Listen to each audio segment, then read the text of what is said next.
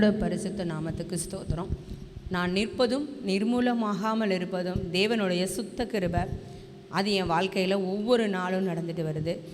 ஒரு 2 years back எங்கள் வீட்டுக்காரோட வேலையில் ஒரு பெரிய பிரச்சனை. வேறொருத்தவங்க செஞ்ச காரியத்தினால எங்கள் வீட்டுக்கார் மாட்டி விடப்பட்டார். எங்கள் வீட்டுக்கார் யாரையும் மாட்டி விட மாட்டார், அது வெளியில் சொல்லவும் மாட்டார். ரொம்ப பயந்த சுபாவம், ஒரு கூச்ச சுபாவம் உள்ள ஆளுமை அவர். அப்படி இருக்கும்போது ஹெட் ஆஃபீஸில் கூப்பிட்டு அவரை கூப்பிட்றாங்க. நான் ஊர்லேருந்து அப்போ தான் ஊருக்கு போனேன். அவர் முகமே செத்து போய் கருகி போன மாதிரி ஒரு ஃபீலிங்கில் இருந்தார். நான் ஹெட் ஆஃபீஸ் கூப்பிட்ருக்காங்க, நான் போகிறேன், என்கொயரி, அதனால் நான் போகிறேன் அப்படின்னு அவங்க சொல்லும்போது எனக்கு அவரோட முகத்தை பார்க்குறதுக்கு ரொம்ப பாவமாக ஒரு மாதிரியாக இருந்தது. நாங்களும் வர்றோம் அப்படின்னு சொல்லிட்டு நானும் என் பிள்ளைங்களும் சேர்ந்தே தான் அவரோட போனோம். சென்னை போனோம். ஹெட் ஆஃபீஸ் சென்னையில் இருக்குது. நாங்கள் போய் ஹோட்டலில் ரூம் போட்டு தங்கியிருந்தோம். அவங்க மட்டும் போகிறாங்க. எனக்கு அவங்கள தனியாக அனுப்ப விருப்பம் இல்லை. நானும் வரேன் அப்படின்னு சொன்னால் வெளியில் வெயிட் பண்ணுறேன், இல்லை ஒரு கடையில் கூட உட்காந்துருக்கேன், நீங்கள் போயிட்டு வாங்க. இல்லைப்பா, அங்கே என்ன நடக்கும்னே தெரியாது, சில நேரங்கள் அவமானமாக கூட இருக்கலாம், அதனால் நான் மட்டும் போயிட்டு வரேன், நீ இரு அப்படின்னு சொல்லிட்டு பிள்ளைங்களோட என்னை விட்டுட்டு போயிட்டாங்க. ஒரு மத்தியான வாக்கில் கேட்கும்போது அவங்க குரல் ரொம்ப தளத்து ஒரு அழுகிற குரலில் சொன்னாங்க, எல்லாம் முடிஞ்சிச்சுப்பா, நாளைக்கு வந்து எல்லாமே முடிச்சுக்கோங்க அப்படின்னு சொல்லிட்டாங்க அப்படின்னு சொன்னாங்க. எனக்கு ஒன்றுமே புரியல. இன்னும் சாதாரண என்கொயரின்னு தானே போனாங்க, என்ன திடீர்னு எல்லாமே முடிஞ்சிருச்சுன்னு சொல்கிறாங்க. அப்படிங்கும்போது எங்களுக்கு பின்னாடி வந்து நிறைய விஷயங்கள் எங்களை சுற்றி நடந்திருக்கு, எங்களுக்கு அது தெரியாது. அப்போது அவங்க போய் அவர் வீட்டுக்கு வரும்பொழுது அவருக்கு இதை தவிர வேறு ஒன்றுமே தெரியாது. அவங்க அப்பாவும் இதே கம்பெனியில் வேலை பார்த்தவர். ஸோ அவருக்கு இதை தவிர வேறு எதுவுமே தெரியாது. எனக்கு ஒரே நடுக்கமாக இருக்குது, அவர் என்ன மாதிரி செஞ்சுக்கிடுவாரோ அப்படிங்கிற மாதிரி. என்கிட்ட நல்லா சந்தோஷமாக சிரித்து பேசுகிறாரு, பிள்ளைங்கள்ட்ட நல்லா பேசுகிறாரு, கடைக்கு கூட்டிகிட்டு போகிறாரு, கேட்குறதெல்லாம் வாங்கி தராரு. எனக்கு ஒரு பொட்டு தூக்கம் வரல, எனக்கு ஒரே பதட்டமாக இருக்குது, ஐயோ என்ன செஞ்சுக்கிடுவாரோ தெரியலையே. அப்போது என்னோடய ஆவிக்குரிய தகப்பன் வந்து ஃபாஸ்ட்டு தான். எத்தனையோ பேர் என்னமோ பேசலாம், பட் என்னோடய தகப்பனவர். எனக்கு அம்மா அப்பா இறந்து 5 வருஷத்துக்கு மேலே ஆகுது. என்னோடய தாயா என்னோடய தகப்பனா நான் அவரை தான் பார்க்குறேன். அன்றைக்கி ஃபோன் போட்டு நான் சொல்கிறேன், அப்பா இந்த மாதிரி பிரச்சனை இருக்குது, எனக்கு பயமாக இருக்குது, எங்கள் வீட்டுக்காரர் ஏதாவது செஞ்சுக்குருவாரோன்னு பயமாக இருக்குது, எனக்கு அவரை தவிர வேறு யாருமே தெரியாது, எனக்கு அவர் இல்லாமல் ஒரு உலகமே இல்லை, எனக்கு 2 பொம்பளை பிள்ளைங்க, 5 வருஷம் கழித்து எனக்கு 2 பிள்ளைங்க, அடுத்தடுத்து பிள்ளைங்க. நான் இல்லாமல் அந்த பிள்ளைங்க என்ன செய்ய, என்னையவே ஏற்றுக்கிறாத என் சொந்தம், என் பிள்ளைங்களை எப்படி பார்ப்பாங்கப்பா அப்படின்னு நான் சொன்னேன். நீங்கள் பயப்படாதீங்க, உங்களுக்காண்டி நான் திறப்பில் நிற்கிறேன்னு சொல்லி அவர் சொன்னார். நீங்கள் பயப்படாதீங்க, நிம்மதியாக தூங்குங்க அப்படி சொன்னார். நான் ஜெபிச்சுட்டு உண்மைக்கே நிம்மதியாக தூங்கினேன். சில நேரங்கள்லாம் நமக்கு ஒரு படப்படப்பு இருக்கும்ல, ஏதாவது ஒரு பிரச்சனை வருது அப்படின்னா நமக்கு ஒரு படப்படப்பு இருக்கும், தூக்கம் வராது. ஆனால் அவர் கொடுத்த தைரியம், அவர் கொடுத்த ஜெபம், அவர் கொடுத்த வார்த்தை, பாஸ்டர் எனக்காண்டி தரப்பில் நின்று ஜெபிச்சாங்க. அப்போ நான் நிம்மதியாக தூங்கினேன். எனக்கு ஒரு பயம், அப்பப்போ எழுந்திரிச்சு எங்கள் வீட்டுக்காரை பார்ப்பேன், அற்ப விசுவாசியே, அப்பப்போ எழுந்திரிச்சு எங்கள் வீட்டுக்காரை பார்ப்பேன். எனக்கு பயமாக இருந்தது, ஏன்னா அந்த வேலை இல்லைன்னா அவர் என்ன செய்வார். உடனே வந்தோடனே அவர் உடனே ரொம்ப தெம்பாக இருக்க மாதிரி என்கிட்ட காட்டிட்டு ஃப்ரெண்ட்ஸ்கிட்ட ஃபோன் போட்டு கேட்குறாரு, எப்பா அங்கே வேலை இருக்குதுன்னு சொன்னீங்களே, சரிப்பா ஒரு வாரத்தில் வந்து நான் ஜாயின் பண்ணுறேன் அப்போலாம் பேசுகிறார். இதுக்கு முன்னாடி நான் சொல்லியிருக்கேன், இங்கே சம்பளம் கம்மியாக இருக்க மாதிரி இருக்குது, வெளிநாடு போமா, அங்கே போமா, இங்கே போமா நான் சொல்லும் போதெல்லாம் கேட்காத மனுஷன் வந்தோடனே ஒரு 5 பேர்த்துக்கு கால் பண்ணி பேசியிருப்பார். ஆனால் எனக்கு அவர் பண்ணுற எல்லாமே நடிப்பு மாதிரியே தெரிஞ்சிச்சு. நான் அவருக்கு ஃபோன் போட்டு அப்பாட்ட சொன்னோன்னே மறுநாள் காலையில் இவர் பேசும்போது, ஜீவாப்பா பேசும்போது எனக்கு எப்படி கேட்டுச்சுன்னா, தொண்டை கட்டி நைட்டெல்லாம் கத்தி ஜெபம் பண்ணால் எப்படி இருக்கும் அப்படி தான் அவர் பேசினார் என்கிட்ட. நீங்கள் பயப்படாதீங்க, ஏன்னா எங்கள் வீட்டுக்காரர் ஆஃபீஸ் போன பிறகு தான் நான் கூப்பிட்டேன், ஏன்னா இவர் இப்போயாவது நான் கூட வரட்டா அவங்க கூடன்னு கேட்டப்போ, இல்லைப்பா அவங்க முடிச்சிட்டேன்னு சொல்லிட்டாங்க, நான் போய் டெர்மினேஷன் லெட்டர் வாங்கிட்டு வர போகிறேன், இதுக்கு எதுக்கு நீயே அப்படின்னு சொல்லிட்டு போயிட்டார். எனக்கு அப்பையும் கூட அவர் மேலே நம்பிக்கை இல்லை. அவர் போன பிறகு இவருக்கு ஃபோன் பண்ணேன், அப்பா இந்த மாதிரி போயிருக்காங்க, நீங்கள் பயப்படாதீங்க, எல்லா இருதயங்களையும் கர்த்தர் உங்களுக்கு சார்பாக திருப்பிட்டாரு, நீங்கள் பயப்படாதீங்கன்னு சொன்னார். நாள் வந்து இவர் போய் இன்னொரு உயரதிகாரியை நான் பார்க்கணும், நான் என்னோடய பக்கத்தில் இருக்கிற நியாயத்தை நான் எக்ஸ்பிளைன் பண்ண போகிறேன் அப்படின்னு சொல்லும்போது, அவர் உங்களை பார்க்கவே விரும்பலை அப்படின்னு சொல்லி இவர் வெளியில் அனுப்பிட்டாங்க. ஆனால் மறுநாள் இவர் போனப்போ அவர் கூப்பிட்டு அவர் கேபினில் உட்கார வச்சு இவருக்கு காஃபி கொடுத்து, இவனை பாதுகாப்பாக பார்த்துக்கோங்க அப்படின்னு சொல்கிற அளவுக்கு தேவன் வந்து காரியத்தை மாறுதலாய் முடிய பண்ணினார். எங்கள் வீட்டுக்கார் அங்கே வந்து ஒரு முருதையாயாக நின்னார். காரியம் மாறுதலாய் முடிந்தது. எங்கள் வீட்டுக்காரரை மாற்றி விட்டு கோட்ரஸ்குள்ளேயே வரவிடக்கூடாதுன்னு நினச்ச ஒரு மனுஷனை கர்த்தர் அதே காரியத்தை அவருக்கு நடத்தினார். அதை நான் கண்ணால் பார்த்தேன். நிறைய பேர் சொல்கிறத நம்ம கேட்டிருக்கலாம், இது புக்கில் இருக்குது, பைபிளில் இருக்குது, வெளிநாட்டில் நடந்தது அப்படிலாம் நான் கேள்விப்பட்டிருக்கேன். பட் அது என்னோடய வாழ்க்கையிலையும் நடந்தது. அன்றிலிருந்து இன்று வரையும் பத்திரமாக பாதுகாக்கிற ஒவ்வொரு நாளும். அன்றைக்கி சவுதியிலேருந்து ஒருத்தவங்க வந்தவங்க பேசினாங்க இல்லையா, அது மாதிரி தான் என் வாழ்க்கையிலையும். நான் ஜீவாப்பாக்கு என்ன பிரச்சனைனாலும் நான் ஃபோன் போட்டு பேசுவேன் அவர்கிட்ட. என் மனசு கஷ்டமாக நாங்கள் எல்லோரும் சேர்ந்து கடன் பிரச்சனையில் தற்கொலை பண்ணிக்கிறதா இருந்தோம் நாங்கள் குடும்பத்தோட. ஆனால் அவர் சொன்னார், உங்களை அதுக்காக வைக்கலை, நீ எஸ்தர் ராஜாத்தி, நீ ஊருக்காக ஜெபிக்கணும்னு இருக்க, நீ சாகனானா எப்படி அப்படின்னு சொல்லி எனக்கு ஒவ்வொரு சூழ்நிலையிலையும் ஜெபம் பண்ணி இன்றைக்கி நான் இந்த இடத்துல 2 பிள்ளைங்களோட 4 பேரும் நாங்கள் சர்ச்சில் நிற்கிறோன்னா அதுக்கு தேவ கிருபையும் ஜீவா பாஸ்டரோட ஜெபமும் தான் காரணம். கர்த்தருடைய பரிசுத்த நாமத்திற்கு ஸ்தோத்திரம். அல்லேலூயா, ஸ்தோத்திரம். கர்த்தர் ஆசீர்வதிப்பார். பாருங்கள், ஜெபங்கிறது ஊக்கமான ஜெபம்னு ஒன்று இருக்கிறது. ஒரு கம்பெனியில் வேலை பார்க்குறாரு, நல்ல சம்பளம், கிட்டத்தட்ட 80-90 ரூபா வரைக்கும் வாங்குறாரு. ஒரு சின்ன பிரச்சனை. அப்போ இவங்க ஒரு கர்நாடகா மாநிலத்தில் வேலை பார்க்குறாங்க. திருவண்ணாமலையில் இருந்தாங்க. அங்கே ட்ரான்ஸ்ஃபர் ஆகி கர்நாடகா மாநிலத்துக்கு போயிட்டாங்க. அங்கே தான் ஒரு பெரிய பிரச்சனை.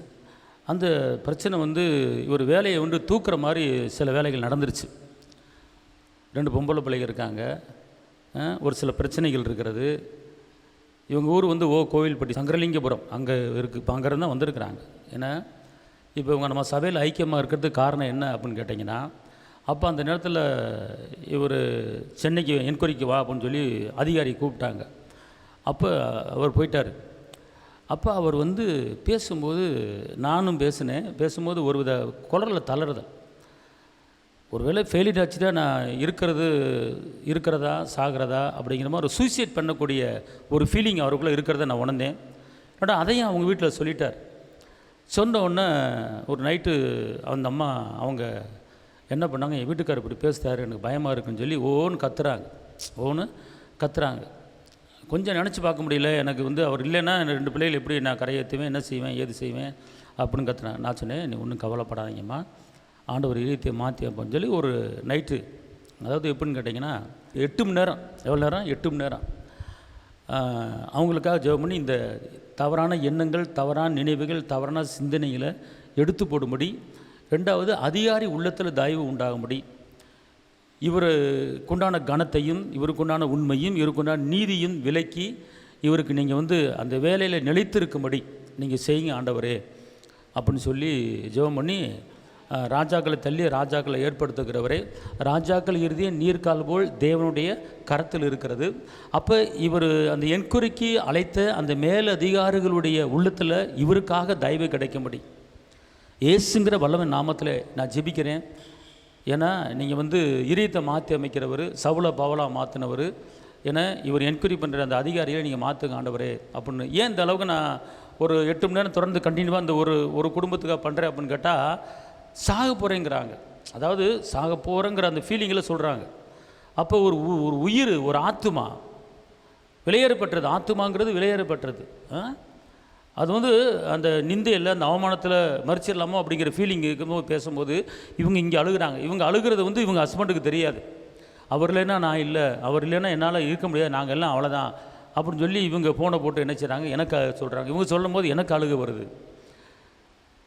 அப்போ நம்முடைய தேவன் இயற்கைக்கு அப்பாற்பட்ட காரியங்களை செய்கிறோன்னு சொல்லி நான் ஒரு 8 மணி நேரம் நான் உட்காந்து என்ன பண்ணேன், அதை பூரா என்ன பண்ணேன், யுத்த அந்நிய பாஷைன்னு சொல்லி ஒன்று இருக்குது பார்த்துங்க. அதாவது யுத்த அந்நிய பாஷை.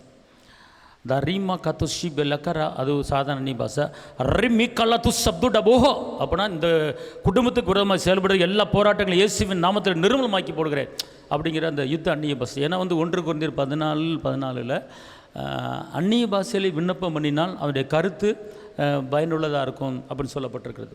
அப்போ அந்நிய பாஷையை பேசியே அந்த அந்த அந்த எண்ணத்தை பூரா எடுத்து போட்டுட்டு ரெண்டாவது காரியம், அந்த அதிகாரி இவர் என்கொயரி பண்ணுற எல்லா அதிகாரி உள்ளத்தையும் இவர் பக்கம் திருப்பி விடுறேன், இவர் சாதமாக திருப்பி விடுறேன். நீங்கள் இருதயம் திருக்குள்ள இருதயம், நீங்கள் இருதயத்தை மாற்றி அமைக்கிற தெய்வம், நீங்கள் செய்யுங்க அப்படின்னு சொல்லிட்டு ஒரு தொடர்ந்து கண்டினியூவாக 8 மணி நேரம் ஜெபிச்சிருக்கிறேன். காலையில் உங்கள் ஃபோன் போடும்போது எனக்கு தொண்டை சரியாக இல்லை, அந்த அளவுக்கு கத்திருக்கேன். நான் என்னையே மறந்து நான் அந்த ப்ரேயர், ஏன்னு கேட்டால் வாழ முடியாது அவ்வளோதான் அப்படிங்கிற மாதிரி சொல்கிறாங்க. ஒன்றும் ஓடலை. அந்த ஸ்பெண்ட் பண்ணி அந்த ப்ரேயர் பண்ண அந்நிய பாஷை ப்ரேயர், அதாவது யுத்த அந்நிய பாஷை. அடுத்த நாள் போகிறாரு. இன்று அது அந்த இதுக்கு போகிறாரு, சென்னையில் அந்த ஆஃபீஸில் நடக்குது, என்கொயரி நடக்குது. நடக்கும்போது அந்த அதிகாரி கேட்குறாரு, நீங்கள் யார், இன்னார் மகனா, இப்படியா இருக்கீங்க, ஏன் இப்படி நடந்துச்சு, ஏன் விசாரிக்கிறார். விசாரித்த உடனே ரைட்டு ஓகே, நீங்கள் வந்து உங்கள்கிட்ட எந்த குற்றமும் இல்லை, உங்கள்கிட்ட குறை இல்லை, இனிமேல் நீங்கள் வந்து கரெக்டாக எப்படி நடக்கும் நடந்துக்குங்க, உங்களுக்கு அந்த வேலையை விட்டுட்டு நான் உங்களை ட்ரான்ஸ்ஃபர் பண்ணி சென்னையில் நான் என்ன செஞ்சிடறேன் போட்டுறேன் அப்படின்னு சொல்லி மேலே அதிகாரி சென்னைக்கு வேலையை மாற்றி அதே வேலையில் உட்கார வச்சுட்டார். அல்லேலூயா. அதே வேலையில் உட்கார சென்னை வேலை வச்சுட்டேன். சென்னையில் வேலை பார்த்துக்கிட்டு இருந்தார். நாங்கள் 3வது சனிக்கு நடத்துகிற கூட்டத்துக்கெலாம் வருவாங்க அவங்க. இங்கே ஊர், இந்த ஊர் சொந்த வீடு இங்கே தான் இருக்குது, கோயில்பட்டி சங்கரலிங்கபுரத்தில். அந்த ஊருக்காரங்க தான் அவர், அந்த பிரதர் அந்த ஊருக்காரங்க. அப்படி இருக்கும்போது சென்னையில் இருக்கும்போது டக்குன்னு அவங்க என்ன கேட்டாங்க, எனக்கு வந்து இங்கே ஃபேக்ட்ரி இங்கெல்லாம் இருக்குது, அந்த கம்பெனிக்கு இங்கே ட்ரான்ஸ்ஃபர் பண்ண நல்லாயிருக்கும் அப்படின்னு சொல்லி கேட்டாங்க. நான் அதுக்கு வந்து ஜெபம் பண்ணேன், ஆண்டவரே, ஏன்னா அங்கே வாடகை வந்து 15,000 20,000 தான் வாடகை.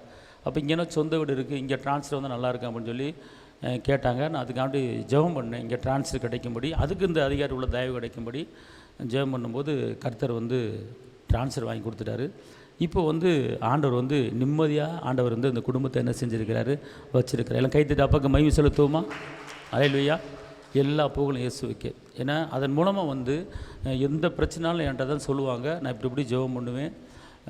அது எப்படின்னா அந்த கணவர் மேலே அந்த அளவுக்கு உயிர் பாசம். ஏன்னா அதனால் சொல்லி அழுகும்போது எனக்கு மனசு கேட்கல, என் கணவர் இல்லைன்னா நான் இல்லை அப்படிங்கிறாங்க. இந்த காலத்தில் போனால் போய் அப்படின்னு சொல்கிற ஆளுகளாம் இருக்குது. ஆனால் இவங்க என்ன பண்ணுறாங்க, இவர் இல்லைன்னா நான் இல்லை, இவர் இல்லைன்னா நான் இருக்க மாட்டேன் அப்படிங்கிறாங்க. அப்போ 2 பிள்ளை தெருவில் விடுறது அப்படி சொல்கிறாங்க என்கிட்ட. நீங்கள் ஒன்றும் கவலைப்படாயம்மா அப்படின்னு சொல்லிட்டு நான் நைட்டு ஃபுல்லாக உட்காந்து ஜெபம் பண்ணி காலையில் அங்கே எல்லாத்தையும். ஆனால் அவருக்கு வந்து என்னாச்சுன்னு கேட்டிங்கன்னா, அந்த ஒரு தோல்விக்குண்டான அந்த எண்ணங்கள், தோல்விக்குண்டான சிந்தனைகள் எதுவுமே இல்லை. அவர் ஃப்ரீ ஆகிட்டார். அப்படி தானே பிரதர்? ஃப்ரீ ஆகிட்டீங்களா இல்லையா? அந்த எண்ணமே இல்லை, தோல்விங்கிற எண்ணமே இல்லை, ஃப்ரீ ஆகிட்டார். ஏன்னா இங்கே அது நான் எப்படி ஜெயிப்பேன்னு கேட்டிங்கன்னா, அவர் சென்னையில் இருக்கிற நான் இங்கே இருக்கேன். அப்போ அதுக்கு எப்படி ஜெயிப்பேன்னு கேட்டிங்கன்னா, தேவனே நீர் பக்கத்துக்கும் தேவன், நீர் தூரத்துக்கும் தேவன். 100க்கு அதிபதி வேலைக்கார எங்கேயோ இருக்கிறான், ஆனால் வந்து ஏசப்பா வார்த்தை அனுப்புகிறார், சுகத்தை கொடுத்தார். அதுபோல் நான் இங்கேருந்து உங்கள் வார்த்தை அனுப்புகிறேன் அப்படின்னு சொல்லிவிட்டு என்னென்ன இதுக்குண்டான வார்த்தை என்ன வார்த்தை தெரியுமா? எரேமியா 20 கர்த்தரோ பயங்கரமான பராக்கிரம சிலை என்னோடு இருக்கிறார், ஆகையால் என்னை துன்பப்படுத்துவர்கள் மேற்கொள்ளாமல் ஏறுவார்கள், அவர்கள் காரியம் வாய்க்காதபடியால் மிகவும் என்ன செய்வாங்க, வெட்கப்பட்டு போவார்கள், மறக்கப்படாத நித்திய லட்சியம் அவருக்கு உண்டாவதாக அப்படிங்கிற இந்த மாதிரி வசனங்களை பூரா எடுத்து இப்போ 2 அதிகாரத்தில் வழக்காடுகிற கர்த்தர் நீங்கள் லேவியனுக்குள்ளே இறங்கி பேசினீங்களே, இந்த மாதிரி வசனங்களை எடுத்து போட்டு வழக்காடுகிற வசனங்கள், யுத்தம் பண்ணுகிற வசனங்கள், இதெல்லாம் வசனத்தை கோர்த்து ஜெபம் பண்ணேன். காலையில் பார்த்துக்கொள்ளுங்க. அந்த அதிகாரி நீ இங்கேருந்து போகும்போது என்ன பண்ணிட்டாங்க, அவ்வளோ உனக்கு வேலை போச்சு, இனிமேல் இந்த கம்பெனியில் நீ வேலை பார்க்க முடியாது, நீ அவ்வளோதான் முடிஞ்சு, நீ வேறு எங்கேயே தேடிக்க அப்படின்னு சொல்லிட்டு ஒரு வெளிநாடு வேலைக்கெல்லாம் ரெடி பண்ணிட்டார். வெளிநாடு வேலைக்கு ரெடி பண்ணி வெளிநாடுகள்லாம் பண்ணிட்டார். வெளிநாடுகள்லாம் வாங்கன்னு சொல்கிற மாதிரி இருக்குது, அந்த நிலைமை இருக்குது. ஏன்னா இது போச்சுன்னா அங்கே போயிடுவோம் அப்படின்னு சொல்லிட்டு அது உடனே கிடைக்காது. இங்கேருந்து போனால் அதுக்கு விசா வேணும், அது வேணும், அதுக்கு செலவு லட்சக்கணக்கில் ஆகும். 1 லட்சமாச்சும் வேணும் வெளிநாடு போகிறது, உடனே போயிட முடியாது. அதுக்கு நேரத்தில் எங்கே போகிறது? அப்புறம் ஒன்றும் கவலைப்படாதீங்கம்மா, இங்கேயே இருங்க, ஆண்டவர் செய்வார் அப்படின்னு சொல்லி அந்த அம்மாவை தேற்றி அந்த அம்மாவை பலப்படுத்தி என்ன ஒரு நல்ல ஒரு வசனங்களை சொல்லி பலப்படுத்தி ஜெபம் பண்ணி விட்டேன். அடுத்த 2 நாளில் பார்த்துக்கொள்ளுங்க, அந்த குடும்பத்தில் போன உயிர் திரும்பி வந்த மாதிரி எல்லோரும் பெருமூச்சு விட்டாங்க. புரியுதா உங்களுக்கு?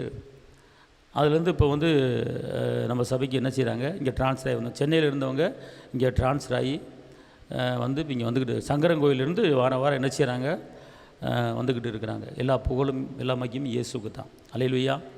அதனால இந்த வார்த்தை கேட்குறேன், இந்த உங்களுக்கு நான் சொல்கிறேன், மலை போல் பிரச்சனை வந்தாலும் நீங்கள் பயப்படாதீங்க, சரிங்களா? மலை போல் பிரச்சனை, அதாவது எப்படின்னா எப்படி போகணும், எப்படி ஜெபிக்கணும் அப்படிங்கிற சில வித்தியாசம் இருக்குது. தப்பித்தர நம்ம வந்து எனக்கு நான் செத்தா நல்லா இருக்குமே அப்படிங்கிற அந்த வார்த்தையை என்ன செஞ்சிடறாங்க, ஒரு சில பேர் விட்டுறாங்க. நான் என்ன செய்ய, கோடிக்கணக்கில் பிரச்சனை இருக்கட்டும், கவலை இல்லை, கழுத்து கத்தி வர போகிறது கிடையாது, கழுத்து கத்தி வர போகிறது கிடையாது. நம்ம ராஜா அப்பா இருக்கிறாரு.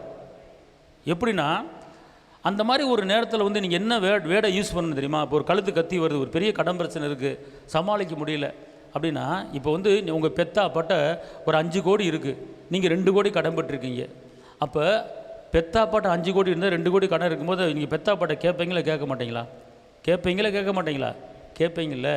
அப்போ இந்த பெத்த அப்பனை காட்டிலும் உலகத்தை உண்டாக்கின அப்பா நம்மளுக்கு ஒருத்தர் இருக்கிறாரு. அந்த ஃபீலிங்கு நீங்கள் வந்துருங்க. காரணம் எப்படி அப்படின்னு கேட்டால், அப்பா பிதாவே என்று கூப்பிடப்படுகிற புத்திர சுவிகாரத்தின் ஆவியை நான் பெற்றிருக்கிறேன் அப்படிங்கிற அந்த வார்த்தையை யூஸ் பண்ணணும். நீங்கள் அந்த பிள்ளைங்கிற தகப்பனுங்கிற அந்த உறவை நீங்கள் வளர்த்துக்கொள்ளணும். ஜெபம் என்பது வேறு. அந்த ஜெபத்தில் நீங்கள் யார், ஏசு யார், நீங்கள் யார், ஏசு யார் அப்படிங்கிறத நீங்கள் பேசணும், பார்த்துக்கொள்ளுங்க. இப்போ ஞாயிற்றுக்கிழமை ஒரு சாட்சி கேட்டீங்களே, 2 நாள் தான் இருக்குது, 30 நாள் கெடு, 2 நாள் தான் இருக்குது. 2 நாளுக்குள்ளே அவர் அங்கே இது அனுப்பலைன்னா அந்த வேலை போச்சு. இங்கே 25 ரூபா 30 ரூபா சம்பளத்தில் தான் இருப்பார். ஆனால் ஆண்டவர் என்ன பண்ணார், நல்ல சம்பளத்தில் ஒரு பிள்ளைகளை பைலட்டுக்கு படிக்க வைக்கவும், பிள்ளைகளை MBBS டாக்டருக்கு படிக்க வைக்கவும் அந்த அளவுக்கு ஆண்டவர் கிருபை தந்திருக்கிறார். அந்த 2 நாள் நடந்த அற்புதம். நான் போய் 2 மணி நேரம் உட்காந்து ப்ரேயரில் அவர் கையில் பிடிச்சிக்கிட்டு இங்கேருந்து போனேன். இப்போ நான் போகாமல் இருந்தேன்னா அவர் சொல்கிறார், அன்றைக்கி சொல்கிறாரு, நீங்கள் மட்டும் அன்றைக்கி வராமல் இருந்தால் நான் இங்கே தான் இருந்திருப்பேன், போயிருக்க முடியாது, இந்த அளவுக்கு நாங்கள் டெவலப்மெண்ட் ஆகிருக்க முடியாது, இதை நாங்கள் வாழ்க்கையில் மறக்க மாட்டோம் அப்படிங்கிறாங்க. காரணம் என்ன? எப்படிப்பட்ட ஜெபம், ஆவியில் ஜெபிக்கணும், பார்த்துக்கொள்ளுங்க. இன்றைக்கி சாட்சியாக அவங்க இருக்கிறாங்க. காரணம் என்ன? ஜெபம். ஜெபங்கிறது நம்ம ஊக்கமான ஒரு ஜெபத்தை பண்ணணும், பார்த்துக்கொள்ளுங்க. அதனால் இந்த வார்த்தையை கேட்குற தேவ பிள்ளைகளே, உங்களுக்கு 1 கோடி கடை இருக்கா, கவலைப்படாதீங்க. அந்த கடனை அடைக்கிறதுக்கு இயேசுவா வழிவாசலில் திறந்து விடுவார். வழிவாசலில் திறந்து விடுவார். அவர் பயங்கரமான பராக்கிரமசாலி. அவர் அறிகிற அறிவில் நம்ம என்ன செய்யணும், வளரணும். அவர் அறிகிற அறிவில் என்ன செய்யணும், வளரணும், பார்த்துக்கொள்ளுங்க. இந்த வார்த்தைங்கிறது என்னங்கிறீங்கன்னா, சும்மா பைபிளில் இந்த வார்த்தைக்கு வீட்டில் வச்சிருச்சு இருக்கு. இதில் அவ்வளோ உயிர், ஜீவன், முத்து, சொக்க தங்கம். இந்த வார்த்தையை வச்சு சாதிக்க முடியாத காரியத்தை சாதிக்கலாம். வார்த்தையை வச்சு உலகத்தை உண்டாக்குனவர். இயேசு ரத்தத்தால் விடுதலை வாங்கி கொடுத்துருக்கிறார். அந்த உணர்வு நம்மளுக்கு எப்போதும் என்ன செய்யணும், வரணும், பார்த்துக்கொள்ளுங்க, வரணும். என்னை பொறுத்தவரையும் யாராச்சும் இந்த கழுத்து கத்தி போல் இந்த மாதிரி பிரச்சனை இருக்குது, என்னால் சமாளிக்க முடியலன்னு சொன்னாலும் சரி, நான் விட மாட்டேன், நான் தூங்க மாட்டேன், முதல்ல பார்த்துக்கொள்ளுங்க, தூங்க மாட்டேன். எங்கள் வீட்டுக்கு கூட இந்த மாதிரி நான் உட்காந்து பண்ணது கிடையாது. ஆனால் இவங்களுக்கு என்ன பண்ணேன், ஒரு 8 மணி நேரம் கண்டினியூ பண்ணேன் பாருங்கள், 8 மணி நேரம். ஏன்னா காலையில் செத்துருவேன் அப்படிங்கிற மாதிரி சொல்லும் போது நம்மளுக்கு எப்படி தூக்கம் வரும்னு சொல்லுங்க பார்ப்போம். நான் சாப்பிட்றேன்னு சொல்லும் போது எப்படி தூக்கம் வரும்? குடும்பம் அழியுது. ஆனால் திறப்பிலிருந்து அந்த பேதுரு சிறைச்சாலை இருக்கும்போது சபையரெல்லாம் ஒருமுனைப்பட்டு ஜெபிச்சாங்க. தூதன் இறங்கினார். அவரோட வார்த்தையை சொல்லி, வார்த்தை இங்கேருந்து சென்னைக்கு அனுப்புகிறேன், அந்த அதிகார உள்ளத்தில் அனுப்புகிறேன், அப்படி சொல்லி சொல்லி சொல்லி ஜெபிச்ச உடனே கர்த்தர் அந்த இருதயம் அவரை பார்த்த உடனே வையவும் இல்லை, திட்டவும் இல்லை. எவ்வளோ பெரிய இது இருக்குங்க, ஒன்றும் கவலைப்படாங்க, தைரியம் பாருங்க, நீங்கள் உங்களை ட்ரான்ஸ்ஃபர் பண்ணி விட்றேன், அங்கே தானே உங்களுக்கு இவ்வளோ பிரச்சனை வருது, நீங்கள் ஒன்றும் கவலைப்படாங்க, நீங்கள் வாங்க சென்னைக்கு வாங்க அப்படின்னு வேலை அதே சம்பளத்தில் சென்னைக்கு ட்ரான்ஸ்ஃபர் பண்ணி விட்டாங்க. எவ்வளோ பெரிய அற்புதம், பார்த்துக்கொள்ளுங்க. நினச்சி பார்க்கல. எனக்குலாம் அப்படியே புல்லரிச்சு போச்சு உடம்பு இந்த செய்தியை கேட்டவர்னா. ஒரு வருஷம் தான் அங்கே இருந்திருப்பாங்க நினைக்கிறேன். அடுத்து இங்கே ட்ரான்ஸ்ஃபருக்கு ஜெபம் பண்ணு, ஆண்டவர் கிருபையில் ஜெபம் இங்கே மாற்றி விட்டாங்க. கர்த்தர் கிருபை நடத்துகிறாரு. அதனால் நீங்கள் நான் என்ன சொல்கிறேன் அப்படின்னு கேட்டிங்கன்னா, மழை போல் பிரச்சனை வந்தாலும் அதை பனி போல் உரு வைக்கிற கர்த்தர். அவருடைய பிரசனத்தில் பருவதங்கள் மேலும் பிரசனத்துக்குள்ளே வந்துருங்க. அவர் மகிமைக்குள்ள வந்துருங்க, அவர் வல்லமைக்குள்ள வந்துருங்க, அவர் அற்புதத்துக்குள்ள வந்துருங்க, அதிசயத்துக்கு வந்துருங்க. அவருடைய மகிமை உங்களை மூடும்போது பிரசன்னம் உங்கள் பிரச்சனையை உரிக்கிறோம். நம்ம சர்ச்சில் இருக்கிறவங்க எப்படி இந்த மாதிரி அற்புதங்கள் அதிசயங்கள் நடந்துதான் என்ன செஞ்சு வந்திருக்கிறாங்க. கர்த்தருடைய மகிமை அவ்வளோ இருக்கு. இப்போ இந்த கீழே உட்காந்துருக்க இந்த உமாமா நம்ம சர்ச்சுக்கு முத வரும்போது ஒன்றுமே இல்லை, ஒரே ஒரு வீடு. ஆனால் இப்போ வீட்டுக்கு மேலே 100 வீடு கட்டிட்டாங்க. இப்போ இடங்கள் நிறையா வாங்கி போடுற சூழ்நிலை. இப்போ ஒரு மகனுக்கு ஒரு நல்ல வேலை கிடச்சிருக்கு, சென்னையில் இருக்கான், வேலை கிடச்சிருச்சு. இப்போ காலேஜ் படித்து முடித்த உடனேயே வீட்டில் ஒரு 2 மாதம் கூட என்ன செய்யலை, உட்காரல, உடனே வேலை கிடச்சிருச்சு, வேலைக்கு சென்னைக்கு போயிட்டான். அந்த வார்த்தை நான் இப்படி சொல்லிக் கொடுப்பேன், இப்படி செய்யுமா, இப்படி பண்ணுமா, இப்படி செய்யுமா, அப்படி செய்ய, இப்படி செய்யும் சொல்லிக் கொடுப்பேன். அவனுடைய கிருபை. இல்லாட்டி அவர் மக வாழ்க்கையில் ஒரு பிரச்சனை. அந்த மக வாழ்க்கையில் எப்படின்னு கேட்டிங்கன்னா ஊருக்குள்ளே இருக்க முடியாது, அப்படிப்பட்ட ஒரு பிரச்சனை. ஆனால் கர்த்தர் அந்த நிந்தையும் அவமானத்தையும் மாற்றி அமைச்சு அற்புதமாக என்ன செஞ்சிருக்கிறாரு, நடத்தியிருக்கிறார். சொல்லி முடியாத அற்புதங்கள். வெக்கப்பட்ட இடத்துல தலை குனிஞ்ச இடத்துல தலைந்து நடக்கும்படி கர்த்தர் செஞ்சுருக்கிறார். சாதாரண ஆள் கிடையாது, ஒரு இந்து ஃபேமிலி தான். ஆனால் இயேசு செய்த நன்மைகள் அவ்வளோ சொல்லி முடியாது, அவர் நடு சொல்ல முடியாது. இன்றைக்கி அவங்க மக குழந்தை பிறந்து இருக்குது. எல்லாவற்றிலும் ஆண்டவருடைய அந்த செய்த அற்புதங்களை எண்ணி பார்க்கும்போது விடிய விடிய நடிச்சுனாலும் பார்த்தாது. அதனால் இந்த வருஷத்தில் ஆண்டவரே எங்களுடைய சபையில் வருகிற ஒவ்வொரு குடும்பத்திலும் எந்த பிரச்சனையும் இருக்கக்கூடாது. நான் போராடிக்கிட்டு இருக்கேன் ஏசப்பாட. கடன் பிரச்சனை இருக்கக்கூடாது, சில வழக்காடுதல் இருக்கக்கூடாது, சில போராட்டம், எல்லா பிள்ளைகளும் வாழ்ந்துருக்கணும், வாழ்க்கை கட்டப்படணும், விழுந்து போன வாழ்க்கை கட்டப்படணும். ராஜாக்களே தெரியல என்ன அப்படியே முரட்டாட்ட இறுதிய ரவுடி இறுதிய அந்த இறுதியை மாற்ற வைக்கிற வல்லு முடத்தில் இருக்கிறது. அந்த அந்த தென்னாவட்டம் நம்மளுக்கு வரணும். நான் யார் ராஜாவட்ட பிள்ளைங்கிற அந்த உணர்வை வரணும் ஒவ்வொரு தேவ பிள்ளைகளுக்கும். மனுஷனை பயப்படுவது கண்ணி வர வைக்கும். மனிதனுக்கு பயப்படும் போது மீண்டும் பயப்படுவதற்கு நம்ம அடிமைத்தனம் ஆவியை பெறல. எவனுக்கு அடிமை கிடையாது, யாருக்கு அடிமை கிடையாது. அப்பா பிதாவே என்று கூப்பிட பண்ணுகிற புத்திர சுவீகாரத்தின் ஆவியை நம்ம பெற்றிருக்கிறோம். உங்களுக்குள்ள செத்த ஆவி சொத்தாவி இல்லை, வானத்தை மூய்மை உண்டாக்கின சௌர வல்லவருடைய ஆவி உங்களுக்குள்ள இருக்கிறது. நீ சாதாரண ஆள் அல்ல. உங்க அப்பா சாதாரண ஆள் கிடையாது. உங்க அப்பா சர்வலோகத்தின் அதிபதி. அவர் அப்பா நீங்க கூப்பிடுறதுக்கு தகுதியானவர்கள். ஏன்னா நீங்க அழிஞ்சு போற வித்துல பிறக்கல, அழியாத வித்தாய ஜீவ வசனத்துல மறுபடி பிறந்திருக்கிறீங்க. என்னது மறுபடி? அந்த இங்க இருங்க, நான் என்ன சொல்றேன்னு கேட்டீங்கன்னா, இந்த வசனங்கள்லாம் நீங்க ஜெபத்தில் உள்ள கோர்க்கணும். பிள்ளைங்கிற அத்தாரிட்டி எடுக்கணும். இப்போ இந்த பூமியில் ஒரு தகப்பங்காரன் மகனுக்கு சொத்து கொடுக்கலன்னா பிள்ளை என்ன செய்யும்? என் சொத்து நீ எனக்கு தானே பெத்த, உனக்கு தானே பிறந்திருக்கேன், இவ்வளோ சொத்து எனக்கு கொடு அப்படின்னு எவ்வளோ ஆர்குமெண்ட் பண்ணுவீங்க? கோர்ட்டில் கேஸப்பட்ட சொத்தை நீங்கள் வாங்குவீங்களா? வீடு வாங்குவீங்களா? நான் சொல்கிறேன், இந்த அப்பனை காட்டிலும் அந்த அப்பா பெரியவர். அவர் அள்ளி கொடுக்குற தெய்வம்.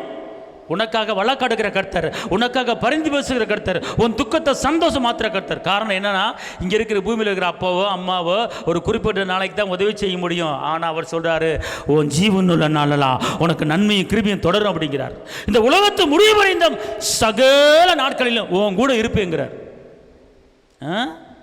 பெத்த தாயே பெத்த தகப்பனோ கூட பிறந்தவனோ நண்பனோ யாராக இருக்கட்டும், கொஞ்ச நாளைக்கு தான், கொஞ்சம் வருஷம் தான் கூட இருக்க முடியும். ஆனால் இயேசு சொல்கிறாரு, இந்த உலகத்து முடிய வரைந்த சகல நாட்களில் உன் கூட இருப்பேன்னு சொல்லி தான் வாயை திறந்து பேசுகிறாரு. எவ்வளோ பெரிய வார்த்தை! இப்படிப்பட்டவர் நம்மளுக்கு இருக்கிறாருல்ல. அந்த உணர்வு வரணும். அந்த உணர்வு நம்மளுக்கு என்ன செய்யணும்? வரணும். நான் ஒதுக்கப்பட்டவள், தள்ளப்பட்டவள், எனக்கு யாருமே இல்லை, நான் அனாதை, நான் வாழ்ந்த இனத்தை கண்டேன், இந்த கதையெல்லாம் விடக்கூடாது, இதெல்லாம் பேசக்கூடாது. சர்வலோகத்தின் அதிபதி, அதாவது ரத்தத்தை சிந்தி கரைஞ்செலுத்தி நம்மளை விலைக்கு வாங்கிட்டாரு. நம்மளாம் ஒரு நேரத்தில் அடிமையாக இருந்தோம். ஆனால் ஏசப்பா என்ன பண்ணிட்டாரு? அவன்கிட்ட இருந்து நம்மளை என்ன செஞ்சிட்டாரு? எப்படி விலைக்கு வாங்கினார் தெரியுமா? எப்படி விலைக்கு வாங்கினார் தெரியுமா? உங்களை என்னையும் பொண்ணையோ பொருளையோ கொடுத்து நம்மளை மீட்டெடுக்காம சொந்த ரத்தத்தை சிந்தி, இந்தா என் ரத்தத்தை தர, என் பிள்ளையை விடு, ரத்தத்தை தர, என் பிள்ளைகளை விடு அப்படின்னு சொல்லி பிசாசிட்ட போராடி உங்களை என்னை விலைக்கு வாங்கி ரத்தத்துக்கு இன்னைக்கு நம்ம உடம்புல இருக்க ரத்தத்தை பூரா கொடுக்க மாட்டோம் யாருக்கும். ஆனால் என் தெய்வ இயேசு ரத்தத்தை சிந்தி, என் உடம்புல இருக்க அவ்வளோ ரத்தத்தை எடுத்துக்க, என் உயிரை எடுத்துக்க, என் பிள்ளைகளுக்கு விடுதலை கொடு, என் பிள்ளைக்கு பாவத்தை மன்னிச்சிட்டேன் அப்படின்னு சொல்லி உங்களுக்கு எனக்கு விடுதலை கொடுத்தா. அப்படி ரத்தத்தில் பிள்ளையானவர்கள் நம்ம. சும்மா ஒன்றும் பிள்ளையாகலை, ரத்தத்தை சிந்தி உங்களை என்னை பிள்ளையை மாற்றிருக்கிறார். அப்போ அவர் எப்படி பார்க்குறார் பாருங்க, எப்படி பார்க்குறார் உங்களை என்னை எப்படி பார்க்குறார்? அந்த உணர்வு நம்மளுக்கு வரணும் வேணாமா? அப்படி அப்பா இருக்கிறாருங்கிற நினப்பு இருந்தா எனக்கு வாழ பிடிக்கல சாப்பிட்றேன்னு சொல்லுவோமா நம்ம? இன்னைக்கு ஒரு சில பேர் ரசிக்கப்பட்டவங்க நான் சாப்பிட்றேன்னு சொல்லிக்கிட்டு இருக்காங்க. அப்படி சொல்லக்கூடாது. அப்போ நான் அப்பா எதுக்கு இருக்கிறாரு? நீ சாகிறதுக்கு அவனை தெரிஞ்சுக்கிட்டாரு, நீ அழியறதுக்கு அவனை தெரிஞ்சுக்கிட்டாரு. எதுக்கு ஞானசனம் எடுத்திருக்கிறான்? பாவத்துக்கு செத்து நீதிக்கு பிழைச்சிருக்கிறான். நம்ம நீதிமான், ரத்தத்தால் நம்ம எல்லாம் நீதிமான மாறி இருக்கிறோம். குப்பையில் கிடந்த நம்மளை தூக்கி எடுத்து ராஜாக்களோடும் பிரபுகளோடும் அமர பண்ணுகிற கர்த்தர். நான் சொல்கிறேன், நல்ல கவனிங்க. உங்கள் கூட அப்பா இருக்கிறாருங்கிற அந்த உணர்வு உங்கள் சிந்திக்கு எப்போதும் வரணும். ஒரு பக்கம் பிரச்சனை இருக்கா, வேதனை இருக்கா, கவலைப்படாதீங்க, அப்பாட்ட சொல்லுங்க. இப்போ இவங்களுக்கெல்லாம் ஒரு நைட்டு 8 மணி நேரம் தான். காலையில் எனக்கு அந்த என்கொயரி பண்ணும்போது எனக்கு வேலை போச்சு, நீ வேலை நின்றுக்குன்னு சொல்லிட்டா அவ்வளோதான் அப்படின்றாரு. உடம்பு நடுங்குது, நைட் ஃபுல்லாக தூங்கலை, 8 மணி நேரம் பிரேயர் பார்த்துக்கொள்ளுங்க.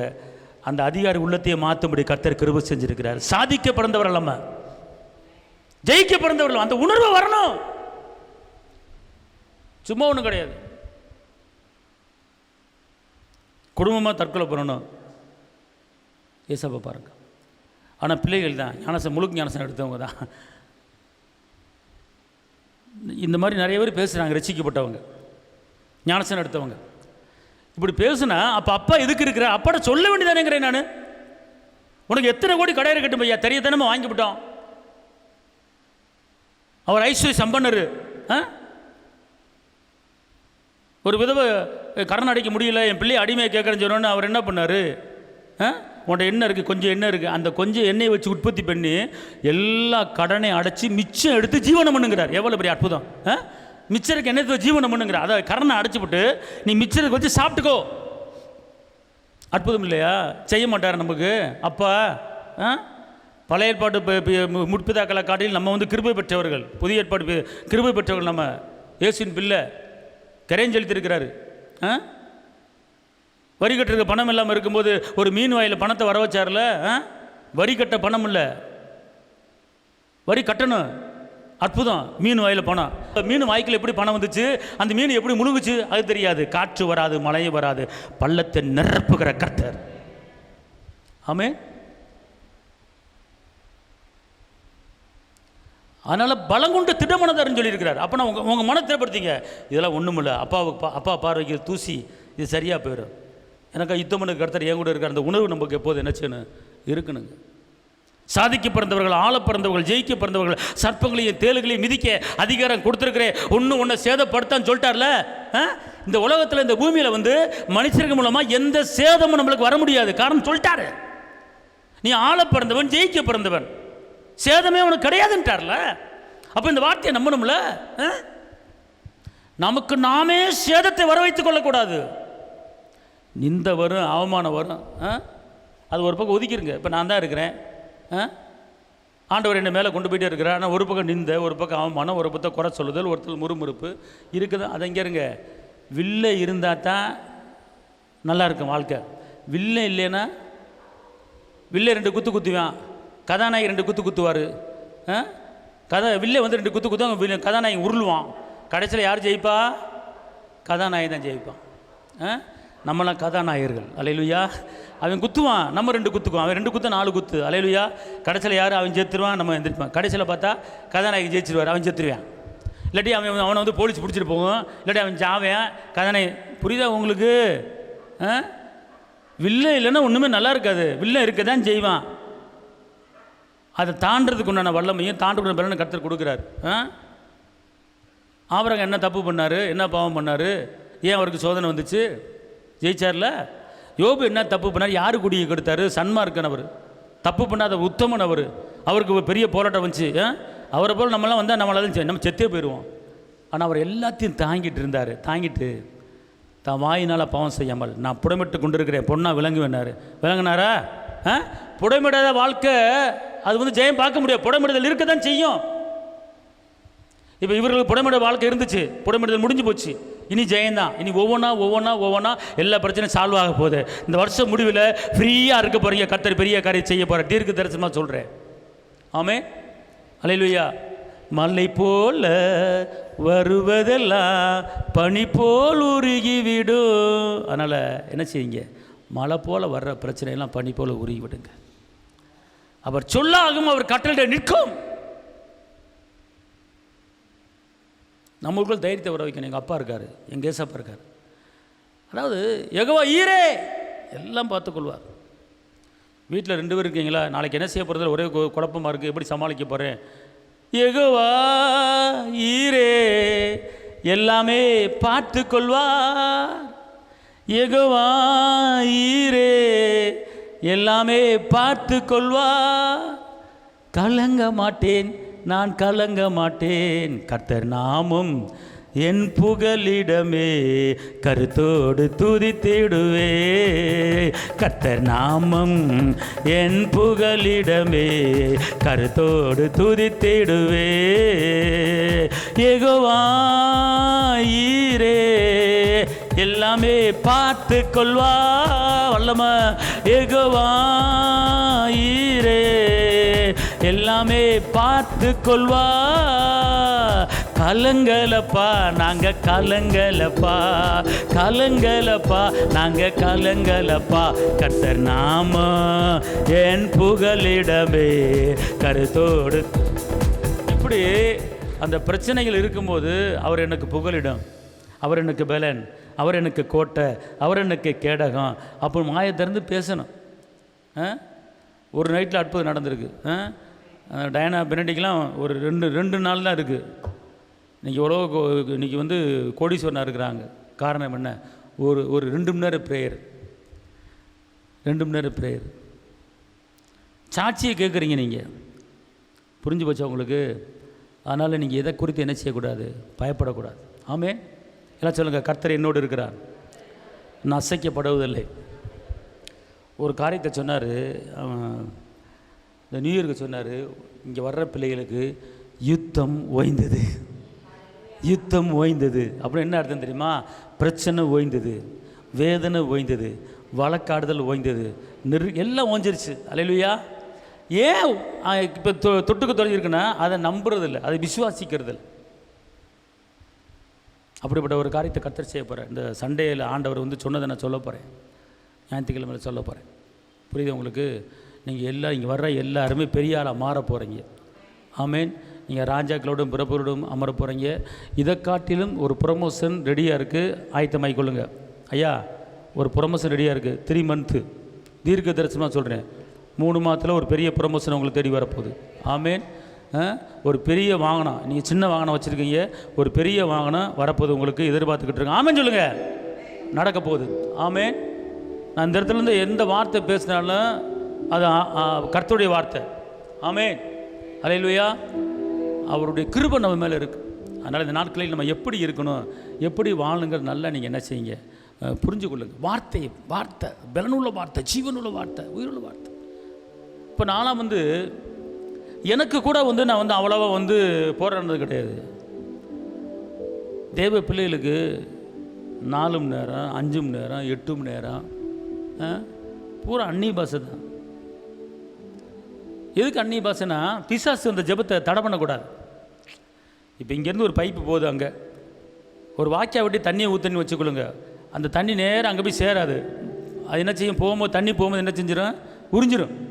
இதே இது ஒரு பைப்பை வச்சுட்டு தண்ணி ஊற்றுனீங்கன்னா நேராக தண்ணி அங்கே போகாதா? போயிடும்ல. ஒரு பைப்புக்குள்ளே தண்ணி ஊற்றினே, பைப்பு எவ்வளோ தூரம் இருக்கும் அந்த போயிடும். இதே இது வாக்கியா வெட்டி தண்ணி ஊற்றுனீங்கன்னா அந்த தண்ணி அங்கே போகிறதுக்குள்ளேயும் பாதி தண்ணி என்ன செஞ்சிடும்? அந்த மண் உறிஞ்சிடும். அதுபோல் அந்நிய பாஷையில் ஜெபம் பண்ணும்போது நேராக டைரெக்டாக அங்கே போயிடும். அந்நிய பாஷை ஜெபம் அப்பாட்ட போயிடும், அப்பா மடிக்கு போயிடும். அல்லேலூயா. அதனால் கர்த்தர் சொல்கிறாரு. இன்னொரு தீர்க்க தரிசன வார்த்தை சொல்கிறேன். இது வெளிப்படுத்தினார். கடந்த 2025ஆம் ஆண்டில் யாரெல்லாம் எந்த காரியத்துக்கு ஒரு சொட்டு கண்ணீர் இந்த பூமியில் வடித்தாங்களோ அந்த கண்ணீர் நேராக அப்பா துருத்தியில் போய் உட்காந்துருச்சு, வாட்டர் பேக்கில் போய் உட்காந்துருச்சு. கர்த்தர் சொல்கிறாரு, உன் கண்ணீர் இல்லாமல் துருத்தியில் வைக்கப்பட்டிருக்கிறது, அந்த கண்ணீருக்கு இந்த வருஷம் நான் உனக்கு பதிலை கொடுக்க போகிறேன். எந்த காரியத்துக்கு நீ கண்ணீர் வடித்தாயோ அந்த காரியத்துக்கு பதிலை பெற்றுக்கோ. நடக்கதா இல்லையான்னு பாருங்க. நீங்கள் ஒரு சுட்ட கண்ணீர், அந்த ஒரு காரியத்துக்கு நீ கண்ணீர் பூமியில் விழுந்துருச்சுன்னு வச்சுக்கொள்ளுங்க. எந்த காரியத்துக்கு கண்ணீர் வடிச்சிங்களோ அந்த கண்ணீர் என்ன செய்யும்? பேசும். அதாவது ஏன் கண்ணீர் வருது அப்படின்னு கேட்டால், நம்ம உள்ளத்தில் அழுத்தம் அதிகமாகி பாரம் அதிகமாகி அந்த பாரத்தை வெளிப்படுத்துறது தான் கண்ணீர். இப்போ ஏசப்பா வந்து கெத்செமனே தோட்டத்தில் நெத்தி வேர்வை வந்து என்னாச்சு? ரத்தமாக வந்துச்சு. அப்போ ஏன் அந்த ரத்தமாக அவருக்கு வேர்வத்தில் எப்படி வந்து ரத்தமாக வந்துச்சு அப்படின்னா, அவர் அதிகமான வியாகுலப்பட்டார். அப்படின்னா அவர் இந்த உலகத்தில் இருக்கிற எல்லா பாரங்களையும் சுமந்து தாங்க முடியாமல் கெத்செமனே தோட்டத்தில் அவர் அப்படியே வேர்க்குது. ஒரு வீட்டுக்குள்ளே இருந்தாலும் பரவாயில்ல, ஒரு அரண்மனைக்குள்ளே இருந்தாலும் பரவாயில்ல, ஒரு ரூமுக்குள்ளே இருந்தாலும் பரவாயில்ல, ஒரு தோட்டம், அந்த தோட்டத்துக்கு பேர் கெத்செமனே தோட்டம். அந்த கெத்செமனே தோட்டம் இப்போ இருக்குது, அந்த தோட்டம் கெத்செமனே தோட்டம். அந்த கெத்செமனே தோட்டத்தில் மரங்கள் சுற்றி மரம் இருக்குது, செடி கொடி இருக்குது, நல்ல காற்று அடிக்குது. ஆனால் அந்த காற்றுலையும் இயற்கை சூழ்நிலையிலையும் என் தகப்பன் இயேசுவுக்கு வேர்வை இரத்தமாய் கீழே விழுகிறது. ஏன்? தன்னுடைய வியாகுலத்தை வெளிப்படுத்தும் போது இரத்தமாய் கீழே விடுது. பாரம். அவர் என்ன நடக்க போகுது? என்னை பிடிக்க போகிறாங்க, என்னை சங்கிலியில் கட்ட போகிறாங்க, ட்ரெஸ்ஸை உருவ போகிறாங்க, தலையில் முள்முடி சூட போகிறாங்க, என் உடம்பு கிழிக்கப்பட போகுது. அதெல்லாம் ஃபீல் பண்ணுறார். அதெல்லாம் ஃபீல் பண்ணி அதை நினைக்கும் போது என்னாச்சுன்னா, அந்த ரத்தம் அப்போவே அடித்து ரத்தம் வராமல் அடிக்காமல் ரத்தம் வந்துருச்சு. என் அப்பன் இயேசுவுக்கு அடிச்சு ரத்தம் வர்றதை காட்டிலும், கிழிச்சு ரத்தம் வர்றதை காட்டிலும் கெத்செமனே தோட்டத்தில் அடிக்காமலே ரத்தம் பீரிட்டு வருது. அப்ப எந்த அளவுக்கு பாரம்! நீங்க கவலையில் வேதனையில் தாங்க முடியாம இருக்கீங்களா? அந்த நேரத்தில் ஒரு வார்த்தை பேசுங்க. ஏசப்பா, எல்லா பாரத்தையும் நீங்கள் வாங்கிட்டு அந்த பாரம் வியாழப்பட்டு தாங்க முடியாமல் நீங்கள் நெத்தி வேர்வையில் அந்த ரத்தமாக வேர்வை தண்ணி இல்லாமல் ரத்தமாக கீழே விழுந்துச்சே, இந்த ரத்தம் கெத்செமனே தோட்டத்தில் என் பாரத்தை நீக்கிறதுக்கு நீங்கள் ரத்த வேர்வை வச்சிருக்கீங்க ஆண்டவரே, அதனால் எனக்கு பாரம் இல்லை தகப்பன், நீங்கள் இருக்கீங்க அப்பா அப்படிங்கிற ஒரு வேர்டை நீங்கள் யூஸ் பண்ணுறீங்கன்னு வச்சுக்கொள்ளுங்களேன், உங்கள் பாரம் போய். அன்பார்ந்தவளே, இதுதான் அந்த எடுக்கணும். அப்பப்போ எந்த நேரத்தில் எந்த வேர்டை யூஸ் பண்ணணுங்கிறத யூஸ் பண்ணணும். எனக்கு நாடு கம்முன்னு இருக்கக்கூடாது. செத்துருவேன், போயிடுவேன், இருந்துருவேன், ஊரை விட்டு ஓடுவேன். இருந்த இடத்துல சாதிக்கணும். சாதிக்க பிறந்தவங்கிற உணர்வு உங்களுக்கு வரணும். அதான் ஏசப்பா நமக்கு கொடுத்த தலந்து. அதாவது அவர் என்னன்னா, இந்த உலகத்தில் எத்தனை மனிதர்கள் இருக்கிறாங்க, ஆனால் இன்னைக்கு உங்களையும் என்னையும் தெரிஞ்சிருக்கிறார்ல. கொஞ்சம் யோசனை பண்ணி பார்ப்போம். நீ என்னை தெரிந்து கொள்ளவில்லை, நான் உன்னை தெரிந்து கொண்டேன். நீ பிதாட்ட கேட்கும்போது கனி கொடுக்கும்படி அந்த கனி உன்கிட்ட நிலைச்சிருக்கும்படி உன்னை ஏற்படுத்திருக்கிறேன். எப்படி ஏற்படுத்திருக்கிறாரு? நான் கொடுக்குற அந்த கனி நிலைச்சிருக்கணுங்கிறாரு. நம்ம நிலைச்சிருக்க விடுறது கிடையாது. எப்போ அவிசுவாசான வார்த்தைகளை பேசுகிறோமோ, சிந்திக்கிறோமோ, நம்ம வாழ்க்கையில் அற்புதம் நடக்காது. தேவனுடைய வார்த்தை என்ன சொல்லி பிலிப்பியர் 4:8, பிலிப்பியர் 4:8 கடைசியாக சகோதரரே, அன்பு உள்ளவைகள் எவைகள், புண்ணியம் எதுவோ, புகழ் எதுவோ, நற்கீர்த்தி எதுவோ, அதையே என்ன செய்யுங்க, சிந்திங்க. படுக்கும்போது சிந்திங்க, உட்காரும்போது சிந்திங்க, அற்புதத்தை சிந்திங்க, அதிசயம் சிந்திங்க, வெற்றியை சிந்திங்க, விடுதலை சிந்திங்க. இப்படி சிந்திக்கும் போது என்ன நடக்க போது? உங்களுக்கு ஒன்றும் வராது. சிந்தனையை மாற்றுங்க. நம்ம சிந்தனையை மாற்றுங்க. நாளைக்கு ஒருத்தர் பிரச்சனை பண்ண போகிறான்னு சொல்லிட்டு நீங்கள் பயப்படாதீங்க. பிரச்சனையை முறியடிக்கிறவர் இங்கே இருங்க. ஒரு தூதர் போதும். ஒரு தூதர் எத்தனை வித்தை போட்டு தள்ளினார்? 1,46,000 பேரை என்ன பண்ணார்? போட்டு தள்ள. ஒரு தூதன் போதும். ஏசப்பா சொல்கிறாரு, கெத்செமனே தோட்டத்தில் பிடிச்சிட்டாங்க, சேவரில் பிடிச்சிட்டாங்க. அப்போ பேதர் கையில் ஒரு கத்தியை வச்சுருக்காரு. டக்குன்னு இயேசுவை பிடிச்சவன் ஒரு காதை வெட்டி விட்டார். காதை விட்டு, பேதுருவே கத்தியை உரையில் போட்டு பட்டயத்தை எடுத்துவேன் பட்டயத்தில் சாவான்னு சொல்லிட்டு காதை ஒட்ட வைக்கிறார். ஒட்ட வச்சுட்டு அவர் ஒரு வார்த்தை சொல்கிறாரு, நான் இப்போ கேட்டேன்னா 6,000 தூதர்களை கொண்டு வந்து இறக்கிடுவார். எத்தனை தூதர்கள் இறக்குவாரா? நான் இப்போ பிதாட்ட கேட்டேன்னா 1,45,000 பேரை போட்டு தள்ள ஒரு தூதன்னு 6,000 லேகியோன் அப்படிங்கிறார் ஏசப்பா. இறக்க மாட்டாரா? சும்மாரு. தேவ சித்த நிறைவேறணும். இந்த உலகத்தில் இருக்கிற எல்லா சாபங்களும், எல்லா பாவங்களும், அடிமைத்தன பாவங்களும், ஆதாமேவட்ட புடுங்கின அத்தனை தரித்திரத்தின் ஆவிகளும் முறியடிக்க தான் நான் வந்திருக்கிறேன். பிதாவின் சித்தம் அதான். நான் ரத்தம் சிந்தலைன்னா பாவமன்னிப்பு இல்லை, நான் ரத்தம் சிந்தலைன்னா விடுதலை இல்லை, நான் ரத்தம் சிந்தனா ஐஸ்வர்யம் இல்லை, நான் ரத்தம் சிந்தலைன்னா பரல வாழ்க்கை இல்லை. நான் எல்லாத்தையும் பரலத்துக்கு கொண்டு வரும்படி, இந்த பூமியில் எல்லாத்தையும் வாழ வைக்கும்படி நான் ரத்தம் சிந்தனை தான் இங்கே இருக்கிற பிள்ளைய வாழ முடியும். அதுக்காக தான் வந்திருக்கிறேன். கத்திய உரையில் போடு. இன்னைக்கு பிதாவின் வலதுபுறத்தில் உட்கார்ந்துருக்கிறார், ராஜாவாரே உட்கார்ந்துருக்கிறார். என் தெய்வம் இயேசு. சாம்பலுக்கு பதிலாக சிங்காரத்தை கொடுக்கிறவர். பிரச்சனை வராமல் இருக்காது. வரும். இப்போ எனக்கு வரலையா? வரத்தான் செய்யுது. பொறாமை மூலமாக அப்படி வருது, இப்படி வருதுறாங்க. நான் படுறபாடு எனக்கு தான் தெரியும். நினைக்கணும், சிந்திக்கணும். நான் பெருமைக்கு சொல்லலை.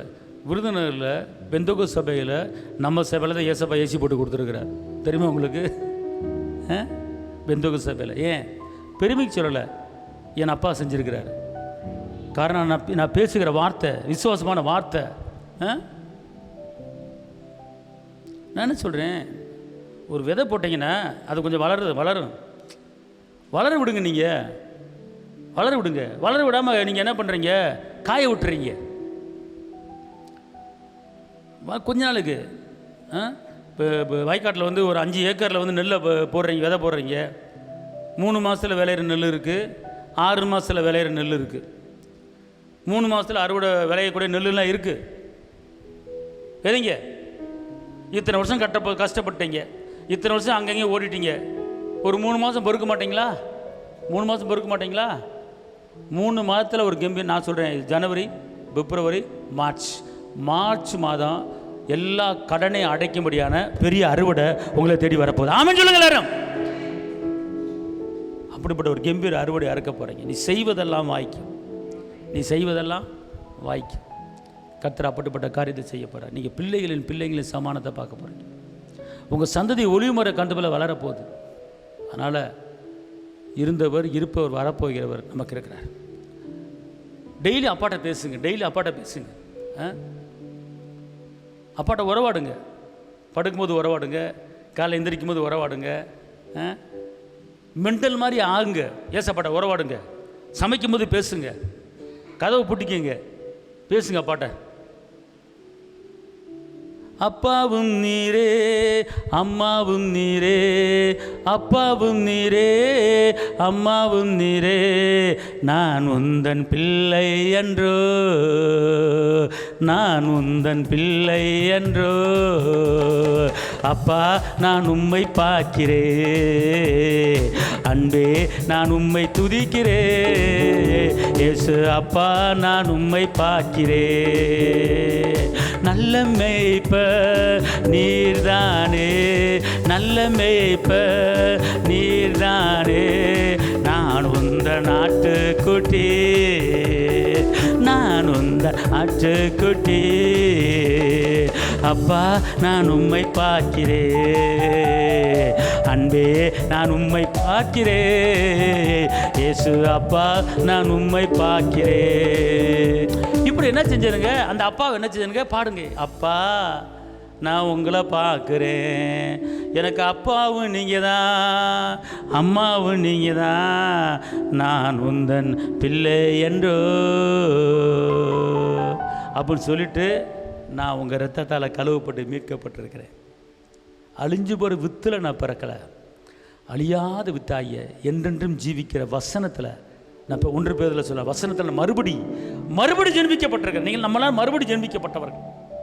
இப்படி வார்த்தை சொல்லும்போது பிசாசு பார்ப்பேன், கடங்கரை பிசாசு பார்ப்பேன், முறுமுறுப்பு பிசாசு பார்ப்பேன், பிரிவின் ஆவி பார்ப்பான். பார்த்துட்டு என்ன பண்ணுவான் தெரியுமா, உங்கள் பக்கத்தில் நிற்க மாட்டான், ஓடிடுவான்.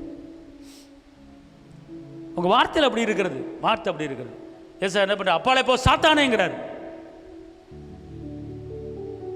இந்த உலகத்தின் அதிபதி வருகிற எனக்கு அவனுக்கு சம்மந்தம் இல்லைங்கிறார் அப்பா. அப்புறம் நீங்கள் பேசினாதாங்க வந்து காரியம் நடக்கும். அதாவது எபேசியர் 6:13 சொல்லுது, தீங்கு நாளிலே அவைகளை நீங்கள் எதிர்க்கணுங்கிறார். தீங்கு நாளில் எதிர்க்கணும். நல்லா அந்த இதயத்தை மாற்றிங்கிறீங்களே. நான் என்ன சொல்ல தெரியுமா, உங்களுக்கு எதிராக யார் செயல்படுறாங்க, உங்கள் தொழிலுக்கு, உங்கள் வியாபாரத்துக்கு, உங்கள் குடும்பத்துக்கு யார் எதிராக செயல்படுறாங்களோ அவங்கள உட்காந்த இடத்துல அடிக்கணும். பேச மாட்டாங்க, ஒன்றுமே கிடையாது. எரேமியா 20:11-12, எபிரேயர் 4:12, தேவனுடைய வார்த்தை இருபுறமுள்ள கருக்குள்ள பட்டயம். தேவனுடைய வார்த்தை இருபுறமுள்ள கருக்குள்ள பட்டயம், அது ஜீவன் உள்ளது. வாசிக்கு பாப்போம், எபிரேயர் 4:12. சத்தம் ஒரு ஆள் வாசி. தேவனுடைய வார்த்தையானது ஜீவனும் வல்லமையும் உள்ளதாயும் இருபுறமும் கருக்குள்ள எந்த பட்டயத்திலும் கருக்கானதாயும் ஆத்மாவையும் ஆவியையும் கணுக்களையும் ஊனையும் பிரிக்கத்தக்கதாக உருவ குத்துகிறதாயும் இருதயத்தின் நினைவுகளையும் யோசனைகளையும் வகையறுக்கிறதாயும் இருக்கிறது. இந்த வசனத்தாங்க இந்த பிரதருக்கு நான் பண்ணேன். நான் இதயத்தில் இருக்கிற யோசனை, அவனை வந்து உண்ணமுலமாக்கணும், அவனை வந்து வெட்டணும், அவனை வந்து தூக்கணும் அப்படிங்கிற அந்த என்ன இருக்குது பார்த்து தெரியுமா, அந்த யோசனை, அந்த யோசனையை அறுத்து போடணும். எதை வச்சு அறுத்து போடணும்? இருபுறமுள்ள கருக்குள்ள பட்டயம். எபிரேயர் 4:12. அப்புறம் கர்த்தர் வந்து இந்த பட்டயத்தை கொடுத்துருக்கிறார். இதனை எடுத்து என்ன செய்யணும், பயன்படுத்தும் போது மாற்றத்தை பார்ப்பீங்க. எதிராளியை கீழே விழ வைக்கலாங்க, நம்ம கீழே விழ வைக்கலாம். இன்னொரு காரியத்தை சொல்கிறேன், உங்களை யாருக்கெல்லாம் எதிராளி இருக்காங்களோ அவங்கள உட்கார வைக்கணும். இன்னொரு காரியத்தை சொல்கிறேன், சங்கீதம் 149 கடைசி அதிகாரத்தில் வாசிக்க பார்ப்போம். அவர்களுடைய ராஜாக்களை சங்கிலிகளாலும் அவர்களுடைய மேன்மக்களை இருப்பு விலங்குகளாலும் கட்டவும் எழுதப்பட்ட நியாய தீர்ப்பை அவர்கள் பேரில் செலுத்தவும் அவர்கள் வாயில் கர்த்தரை உயர்த்தும் துதியும் அவர்கள் கையில் இருபுறம் கருக்குள்ள பட்டயமும் இருக்கும். இந்த கணம் அவருடைய பரிசுத்தவான்கள் யாவருக்கும் உண்டாகும். இந்த அத்தாரிட்டி, இந்த கணம் நமக்கு கொடுத்திருக்கிறார். எப்படின்னா, எழுதப்பட்ட நியாய தீர்ப்பை அவர்கள் பேரில் செலுத்தவும் ராஜாக்களை சங்கிலியால் கட்டவும். எவ்வளவு பவர்! இந்த பவர் நமக்குள்ள இருக்கிறது. ஒரு ராஜாவை நீ கட்டலாங்கிறாரு. ரெண்டாவது, எழுதப்பட்ட நியாய தீர்ப்பை அவர்கள் பேரில் செலுத்து. என்ன அவர்கள் பேரில் செலுத்த என்ன அர்த்தம்? நான் இயேசுவின் பிள்ளை, என் பாவங்கள் மன்னிக்கப்பட்டிருக்கிறது, எனக்கு அப்பா இருக்கிறாரு, பயங்கரமானவர் எனக்கு இருக்கிறாரு, நீ என்னை ஒன்றும் செய்ய முடியாது, எனக்கு விரோதமாக உருவாக்கப்படுகிற ஆயுதங்கள் இயேசுவின் நாமத்திலே வாய்க்காமலே போவதாக, உனக்குள்ளே கிரியை செய்கிற சூழ்ச்சிகள் வாய்க்காமல் போய் நீதிமானுக்கு விரோதமாய் இகழ்ச்சியோடும் பெருமையோடும் பேசப்படுகிற பொய் நாவுகள் இயேசுவின் நாமத்திலே கட்டப்பட்டு போவதாக. சங்கீதம் 31:12 நினைக்கிறேன். அந்த வசனம் என்ன சொல்லுது? நீதிமானுக்கு விரோதமாய் இகழ்ச்சியோடும் பெருமையோடும் பேசப்படுகிற பொய் நாவுகள் உனக்கு விரோதமாய், உன் குடும்பத்துக்கு விரோதமாய், வேலைக்கு விரோதமாய், தொழிலுக்கு விரோதமாய், உன் பிள்ளைகளுக்கு விரோதமாய் எழும்புகிற தேவையில்லாத வீண் பேச்சுகளை அதை கட்டுறதுக்கு உண்டான வல்லமை மக்காரா மக்குல கத்துரா மேக்காத்தோ செப்பி எடுத்துறியம்மா. அதை வாசிமாத சங்கீதம் 31:18 நீதிமானுக்கு விரோதமாய் பெருமையோடும் இகழ்ச்சியோடும் கடினமாய் பேசுகிற பொய் உதடுகள் கட்டப்பட்டு போவதாக, இயேசுவின் நாமத்திலே கட்டப்பட்டு போவதாக. ஒரு குடும்பத்தில் ஒரு 4 குடும்பம் சேர்ந்து இந்த குடும்பத்தை அவமானத்துக்குள்ள கொண்டு வந்துருச்சு. சென்னையில் உன்னை ஊரை விட்டு ஓட வைக்கிறேன் பாரு. தேவையில்லாத வீண் பழி, தேவையில்லாத வீண் பேச்சு, இப்படி சொல்லி அந்த ஒரு குடும்பத்தை 4 குடும்பம் சேர்ந்து அந்த குடும்பத்தை ஒழிக்கிறதுக்கு திட்டம் போட்டாங்க. வாழவே பிடிக்கல அப்படிங்கிறாங்க. ஒன்றுமே இல்லை. நான் சொன்னேன் அவங்கள்ட்ட, ஏம்மா இந்த ஒரு வசனத்தை 100 வாட்டி சொல்லுங்கண்ணே. எத்தனை வாட்டி? 100 வாட்டி. அவங்க 4 பேர் குடும்பமும் ஒரு நல்ல ஒரு ஜாப்பில், கவர்மெண்ட் ஜாப்பில் இருக்கிறவங்க. இந்த ஒரு வசனம் செஞ்ச வேலையை பார்த்தீங்கன்னா என்ன வசனம் தெரியுமா? ஏன்னா நீதிமானுக்கு விரோதமானு போட்டிருக்கு. அப்போனா ரோமரில் போட்டிருக்கு, அவருடைய இரத்தத்தால் நீங்கள் எல்லோரும் நீதிமானாய் மாறி இருக்கிறீங்க. ரோமரில் போட்டிருக்கு. அவர் இரத்தத்தால் மேலே என்ன சொல்லுங்கள்? இயேசு இரத்தத்தால் நான் நீதிமான். அப்போ இங்கே வந்த வசனம் என்ன சொல்லுது? நீதிமானுக்கு விரோதமாக இகழ்ச்சியோடும் பெருமையோடும் பேசப்படுகிற பொய் நாவல் கட்டப்பட்டு போவதாக. ஒரு நைட்டு உட்காந்து நான் நீதிமான், இயேசு இரத்தத்தால் நீதிமான், இந்த வசனத்தை சொல்லுமா அப்பனே. பாருங்கள், 2 நாளில் 4 பேர்த்துக்கும் டிரான்ஸ்ஃபர் ஆகி அந்த ஊரை விட்டு போயிட்டாங்க. 2 நாளில் டிரான்ஸ்ஃபர் ஊரை விட்டு போயிட்டாங்க. இப்போ இவங்க ஃப்ரீயாக இருக்கிறாங்க. ஒரு வசனம் செஞ்ச வேலை, ஒரு வசனம் செஞ்ச வேலைங்க. நல்லா தெரிஞ்சுக்கொள்ளுங்க. வார்த்தை இங்கேருங்க, பக்கத்துக்கும் தேவன் வார்த்தையும் தூரத்துக்கும் தேவன் சொல்லப்பட்டிருக்கு. இப்போ தூரத்தில் ஒரு பிரச்சனைனா இங்கேருந்து இங்கே தூரத்துக்கு அந்த எந்த ஊரோ அந்த ஊருக்கு சொல்லணும்.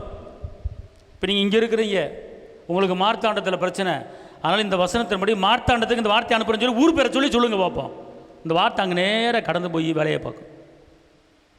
சாதிக்க பிறந்தவர்கள் புலம்பாதீங்க, பிரச்சனையை பார்த்து புலம்பாதீங்க. வழக்காடுகிற கர்த்தர் உங்களோடு இருக்கிறார், யுத்தம் பண்ணுகிற கர்த்தர் உங்களோடு இருக்கிறார். காரணம், நீங்கள் அழிஞ்சு போகிற வித்தில் பிறக்கலை, அழியாத வித்தாய் ஜீவ வசனத்தில் மறுபடியும் ஜனிப்பிக்கப்பட்டிருக்கிறது. ஆமேன், அல்லேலூயா. அதனால் சந்தோஷமாக இருங்க. கர்த்தர் யுத்தத்தை ஓய பண்ணிட்டாரு. விசுவாசிங்க, நம்புங்க. உங்களுக்கு எதிராக செயல்பட்ட இருதயங்களெல்லாம் உங்கள் சார்பாக வரப்போகுது. அல்லேலூயா, அல்லேலூயா. இருத்தை மாற்றி அமைக்கிற கர்த்தர் பெரிய காரியம் செய்வார். ஜெபிப்போம். தகப்பனே இயேசுப்பாவை நன்றியோடு துதிக்கிறேன், ஸ்தோத்திரிக்கிறேன். இந்த நாளிலும் கூட அருமையான சகோதரி சொன்ன சாட்சிக்காக நன்றி. அந்த குடும்பத்தை நீங்கள் பொறுப்படுத்திக் கொள்ளுங்க. இங்கே வந்திருக்கிற ஒவ்வொருவரையும் நீங்கள் ஆசிர்வதிங்க. நீங்கள் வள கடக்கிற கர்த்தர், யுத்தம் பண்ணுகிற கர்த்தர், தேவ கிருபை, தேவ பலன், தேவசமான கடந்து வரட்டும். இரத்த கோட்டைகளை மறைத்துக் கொள்ளுங்க, ஆசிர்வதிங்க, பலப்படுத்துங்க. இயேசுவின் நாமத்தில் பிதாவே, ஆமென்.